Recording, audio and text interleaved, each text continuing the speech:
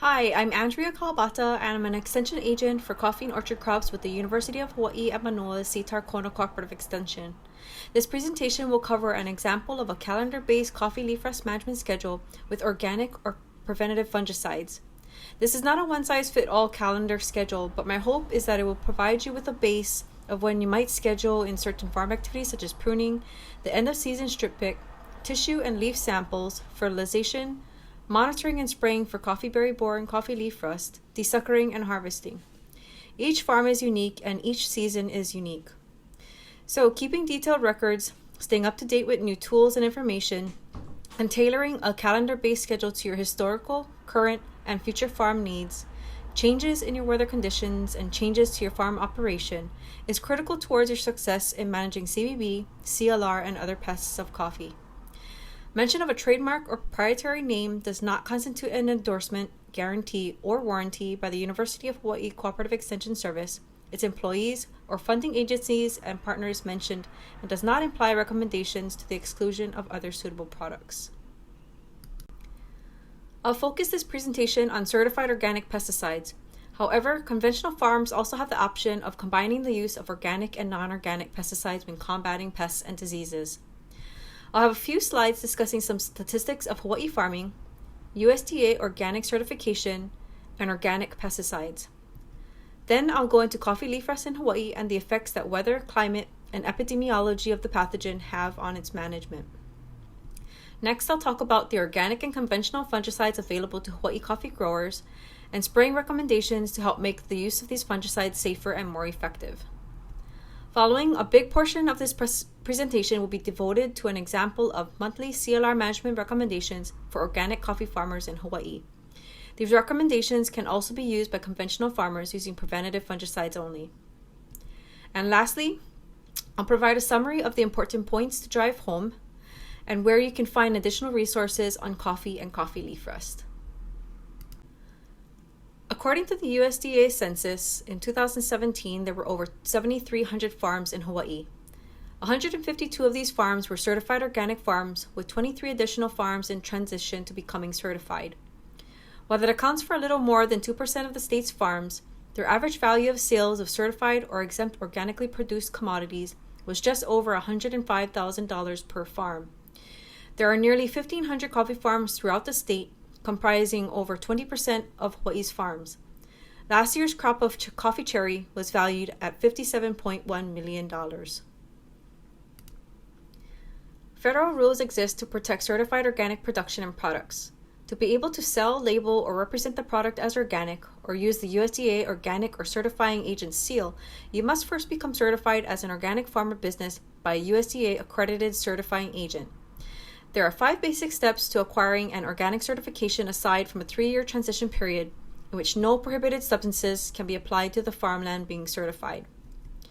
The farm or business must adopt organic practices set by the USDA organic program and submit an application and fees to a USDA accredited certifying agent. The agent will review the application and verify that the farm or business's practices comply with USDA organic regulations. An inspector will then conduct an on-site inspection of the applicant's operation. The certifying agent reviews the application and the inspector's report to determine if the applicant complies with the USDA organic regulations. And if overall compliance is determined, the certifying agent issues an organic certificate to the applicant.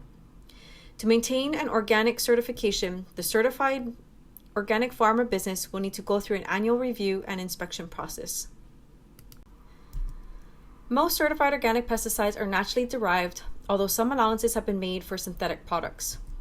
The decisions about which substances are allowed are made under the USDA's National Organic Program.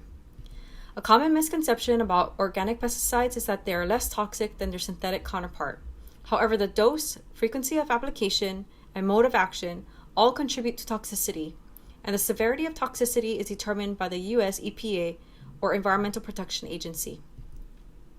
A listing of the allowed and prohibited substances under the National Organic Program can be found at the web link provided. With that said, it should be clear that not all natural toxins are permitted. For example, arsenic is natural, but not allowed to be used in organic farming and gardening. Be sure that your certification is not jeopardized and confirm with your certifying agent before using fertilizers, pesticides, and other products on your farm. Coffee leaf rust, the world's most damaging coffee disease, was discovered in Hawaii in late October 2020 and has since spread to all islands.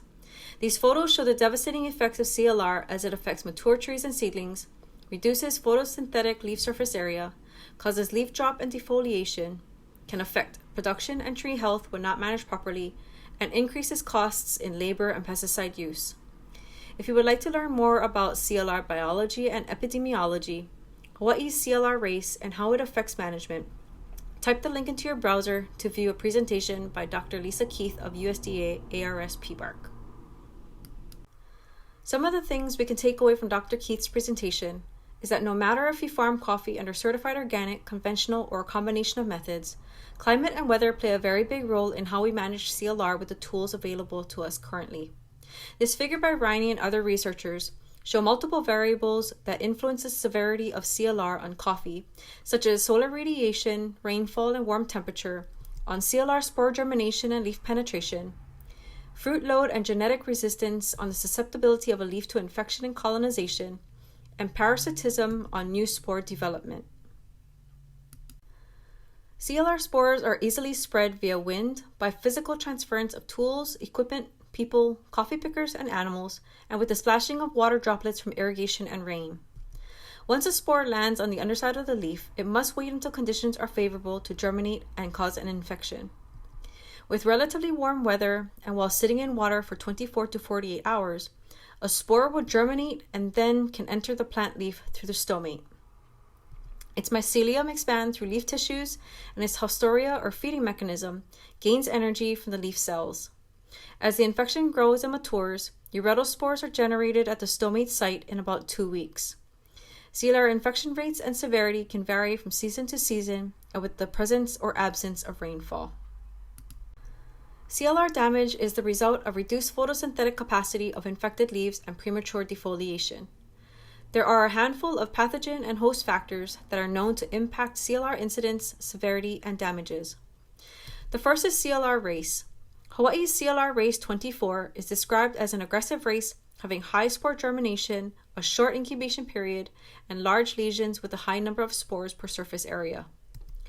A high level of inoculum at the beginning of the season will typically lead to greater levels of lesions, spores, defoliation, and damages by the end of the season. Tight planting densities reduces airflow and the drying of leaves, allowing water to sit and CLR to germinate and infect leaves. Closely planted trees and dense canopies can also make spraying difficult and less effective. Varieties such as Typica, Bourbon, Katuai, Katura, and Mundo Novo are susceptible to race 24 and require timely and effective management to prevent losses from CLR. And lastly, CLR is more likely to affect coffee trees that are carrying a high fruit load, which adds stress to the tree and increases susceptibility to infection.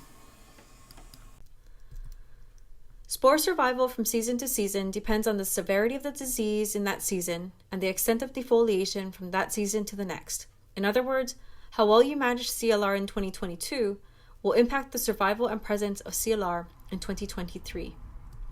In most cases, yield is not lost in the first season of CLR infection, but the impacts of rust can be long-term and affect subsequent harvests. Research shows that CLR must be managed as a continuous threat and epidemic, and that the farmer's goal must be to reduce sporulation, reduce spore dispersal, and reduce infection rates with proper management. As the photo shows, one of our management tools includes block stumping or stump pruning in large areas. Block stumping can help a farmer regain control of both coffeeberry borer infestation and coffee leaf rust infection. Other tools for CLR management include preventative fungicides that, when contacted directly, can kill live CLR spores sitting in the leaves and branches. 15 different products are listed as certified organic fungicides on the table.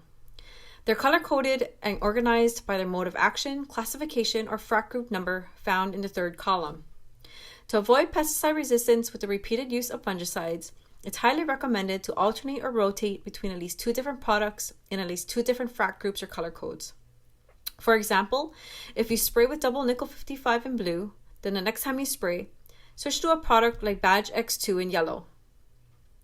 While CLR has not been shown to become resistant to fungicides, other plant diseases such as rice blast, sugar beet leaf spot, and grape downy mildew have been known to become resistant to particular pesticides when used repeatedly over and over.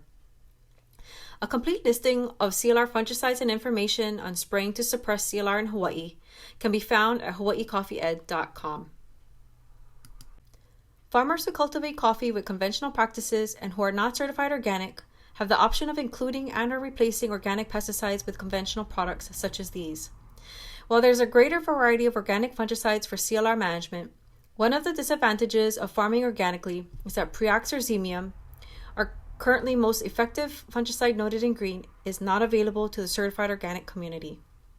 Use of Preaxor, a translaminar and xylem systemic fungicide, has been shown to hold off new CLR infections for an extended period of time, thereby reducing the need to apply fungicides as frequently as with preventative contact fungicides, and in turn has also been shown to help farmers maintain a lower CLR incidence level through the season.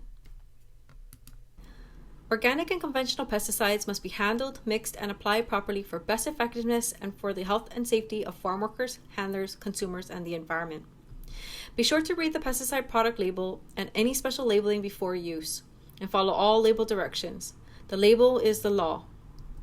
For pesticide resistance management, avoid applying a fungicide in the same frac group or color code. Copy the bit.ly link into your browser to learn more about spraying, rotation, and pesticide resistance management. CLR spores require water to germinate and infect leaves. Monitor the weather and time your sprays to kill CLR spores before it rains or immediately after it rains.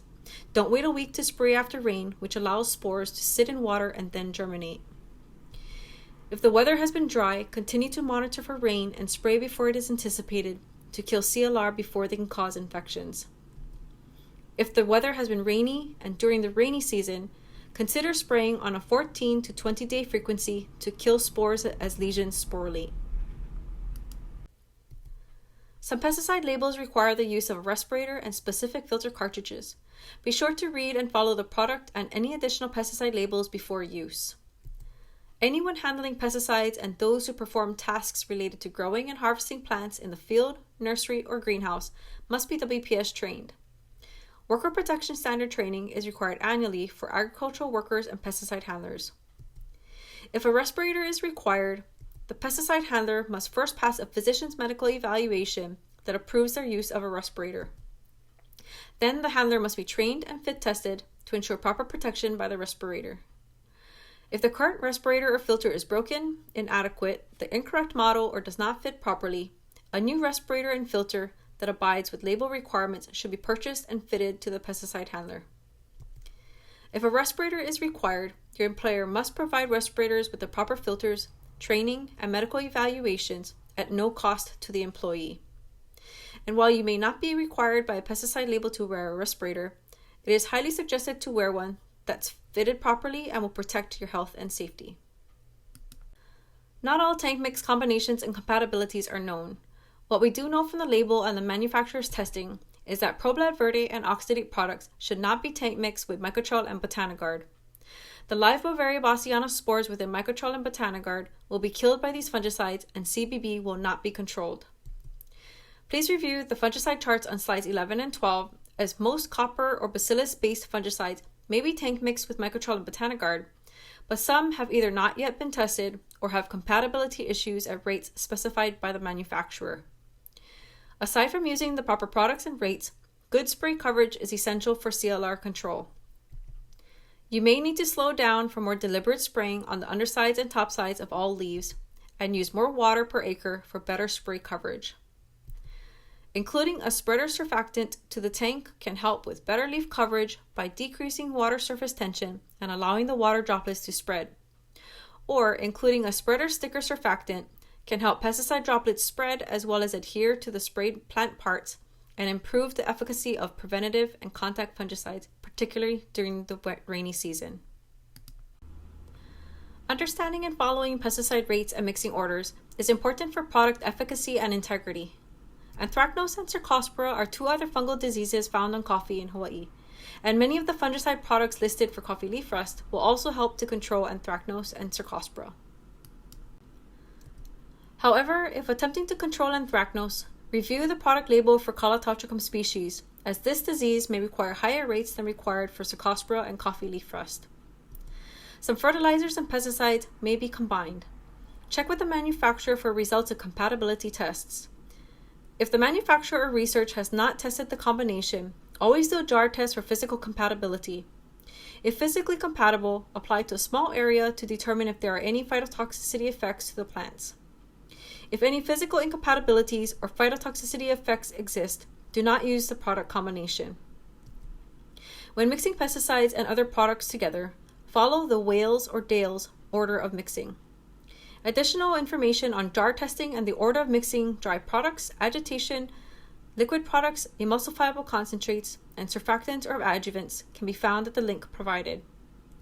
Lastly, be sure to test your pesticide solution's pH and follow all pesticide label directions.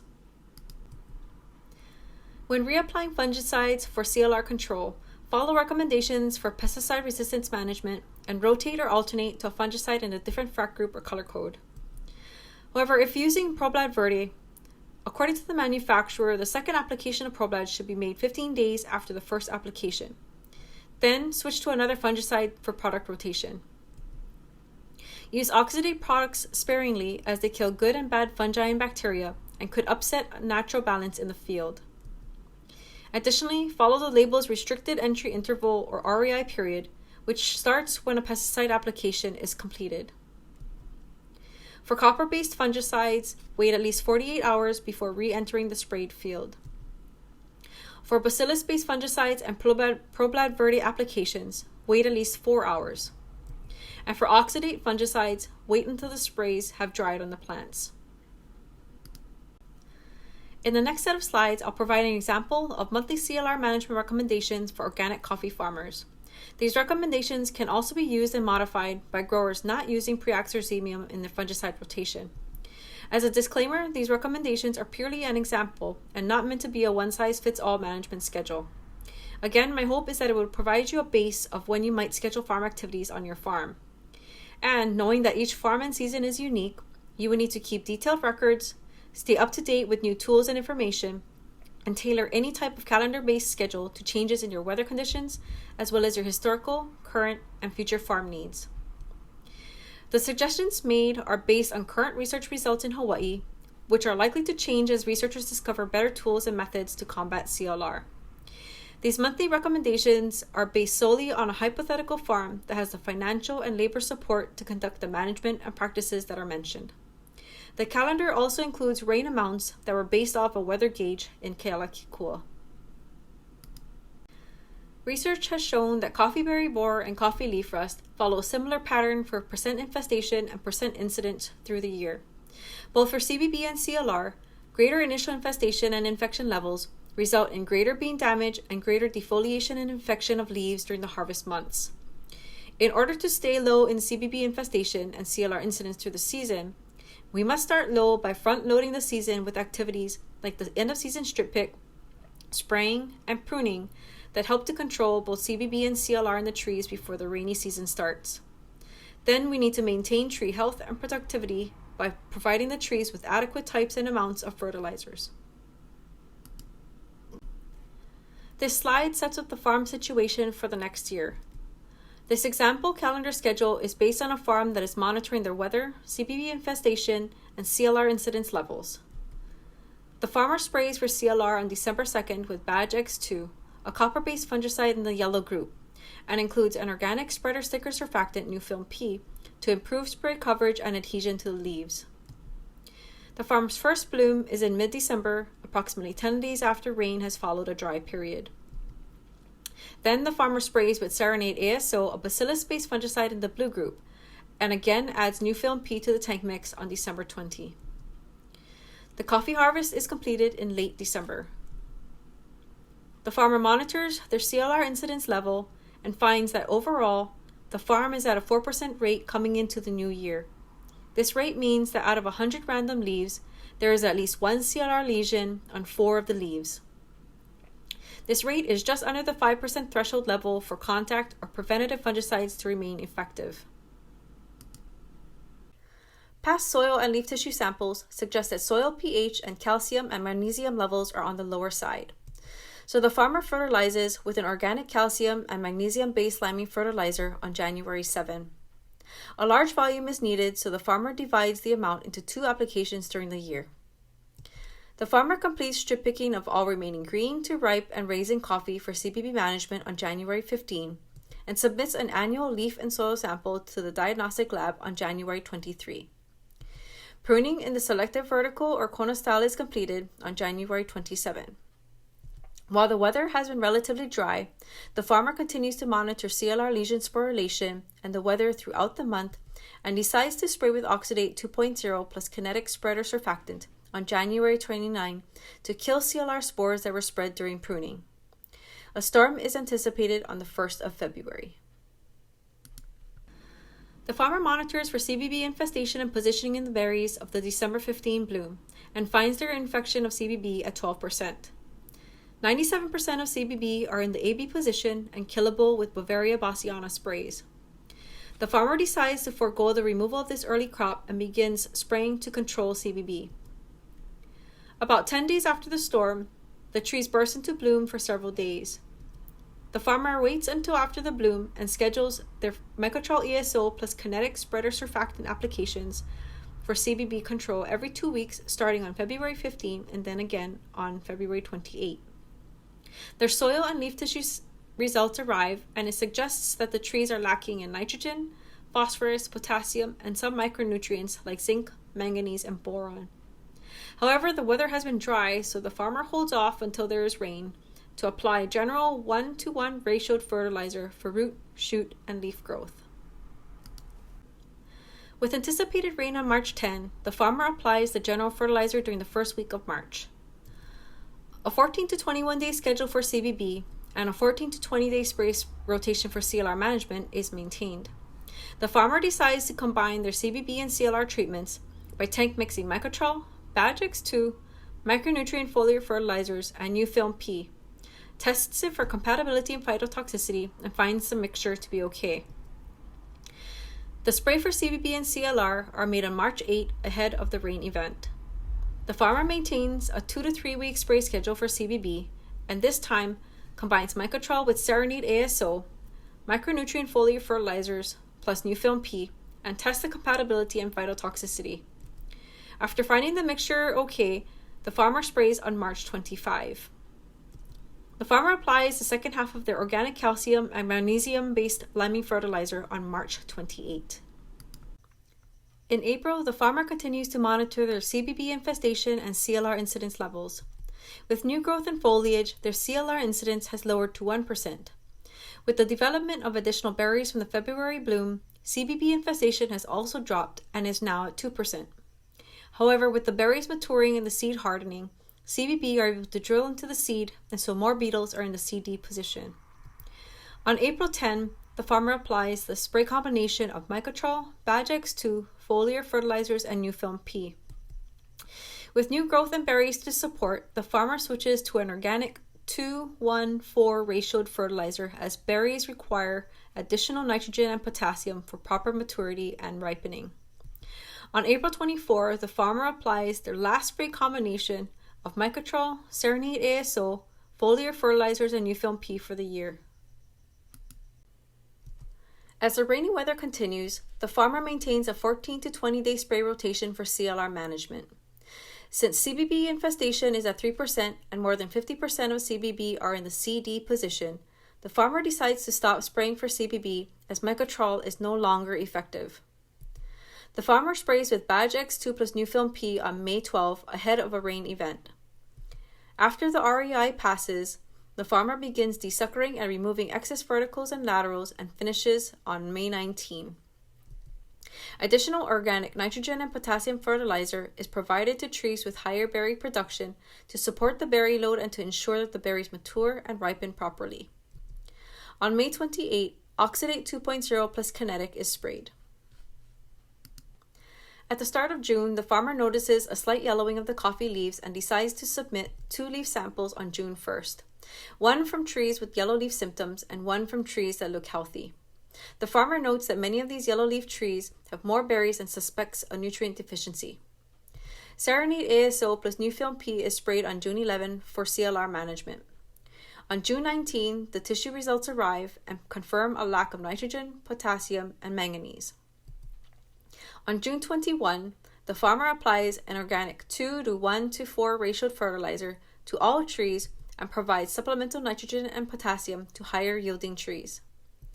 The additional manganese required is added as a foliar fertilizer to a Badge X2 and New Film P application made on June 29.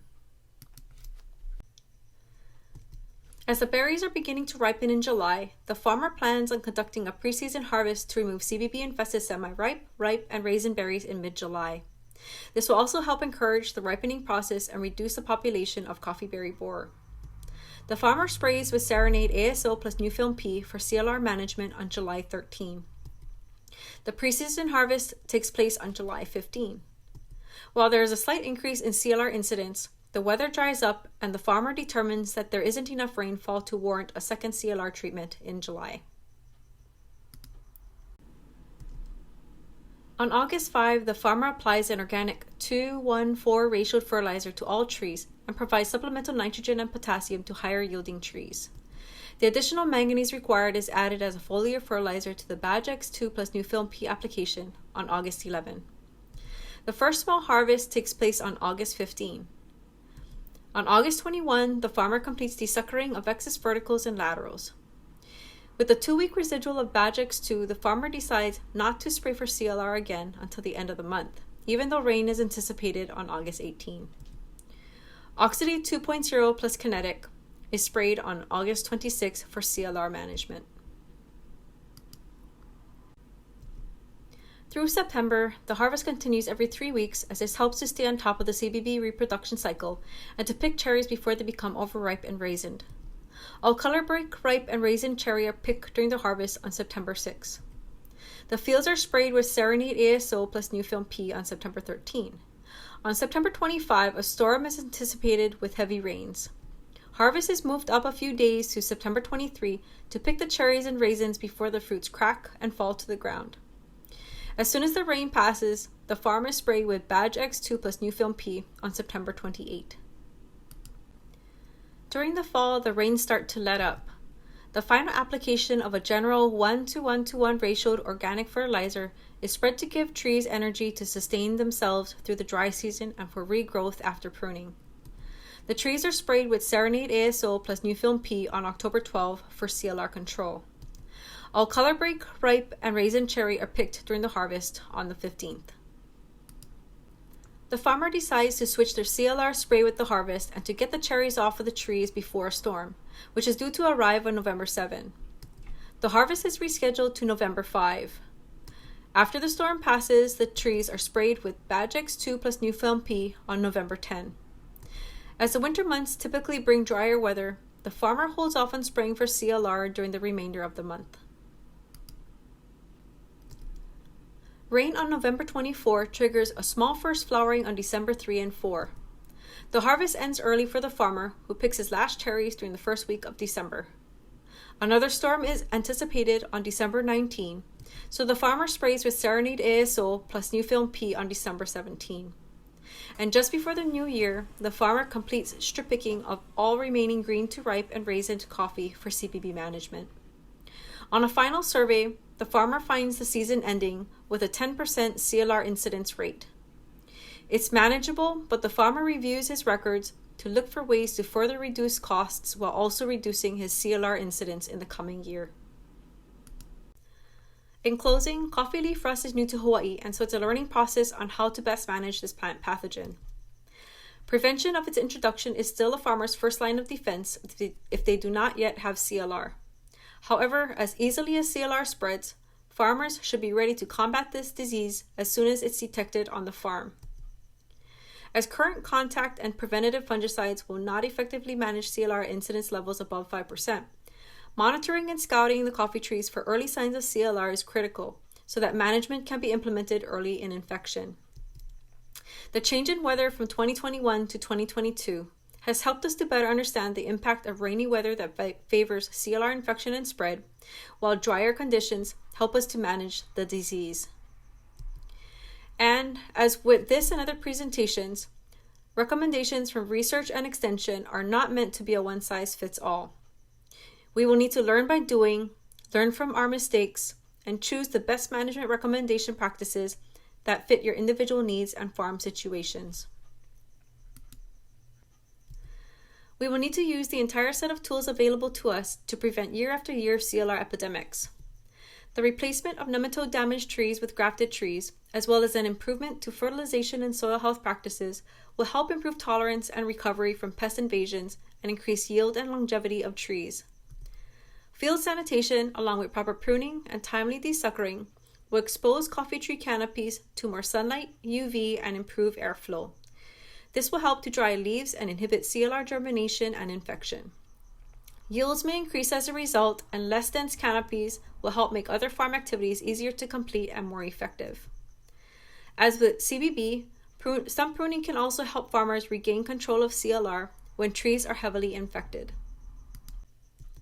While we wait for additional tools and long-term solutions for rust, we need to better time the type, use rates, combinations, and frequencies of pesticide applications to minimize spore inoculum in the spring and early summer and before the rainy season arrives.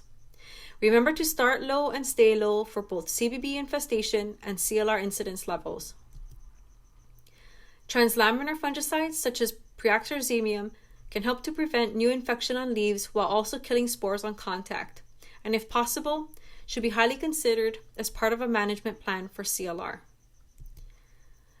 And lastly, we are hopeful for true systemic fungicides to be registered for use on coffee, and for CLR-resistant varieties of coffee to render aid to growers and to be incorporated into our long-term strategies and recommendations. I encourage you to visit my website, hawaiicoffeeed.com, for other CLR-related presentations, publications, and overall information about growing coffee in Hawaii. Some of our publications have been translated to Spanish, Tagalog, and Ilocano to support our Hispanic and Filipino coffee farming communities. If you hover over the Coffee Leaf Rust tab and scroll down to Spraying for CLR and Spray Product Info, you'll find links to our Spraying to Suppress CLR in Hawaii document in the various languages, as well as information on sprayer calibration and pesticide calculations, and pesticide use information and answers to frequently asked questions. I appreciate your time to watch this presentation. I would like to take this opportunity to acknowledge and thank all who have provided funding and support to my extension program and outreach efforts. Please find my contact details on this slide and feel free to reach out via email, mail, phone, or text if you have any questions. Thank you.